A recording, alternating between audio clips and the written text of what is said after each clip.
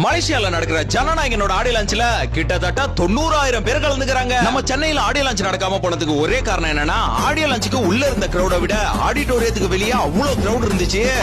அத்தி வர்றதற்கு அப்புறம் அதிகமான கூட்டத்தை இங்க பார்த்தேன். அதே போல இந்த முறை அரசியல்ல இருக்கிறதுனால நிறைய ப்ராப்ளம்ஸ் வரும் அப்படின்றதெல்லாம் திங்க் பண்ணி தான் மலேசியாவை சூஸ் பண்ணிருக்காங்க.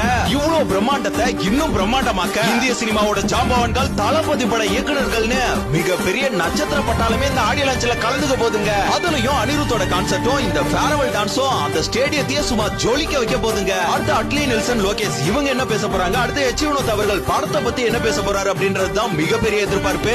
அதுக்கப்புறம் பூஜா ஹெக்டே, பாபி டயல், மமிதா நரேன் இவங்களோட ஸ்பீச் எல்லாம் தாண்டி தளபதியோட கடைசி ஆடியோ லான்ச் ஸ்பீச் என்னவா இருக்கும், குட்டி ஸ்டோரி கண்டிப்பா இருக்கும். இந்த சினிமா ஜோர்னியை நினைச்சு பார்த்து கண்டிப்பா கண் கலங்குவாருங்க. இதே நேரத்துல அந்த ஸ்டேடியத்தோட வியூ பாயிண்ட பாருங்களா, எவ்வளவு கூஸ்பம்ஸா இருக்க போது பாருங்க.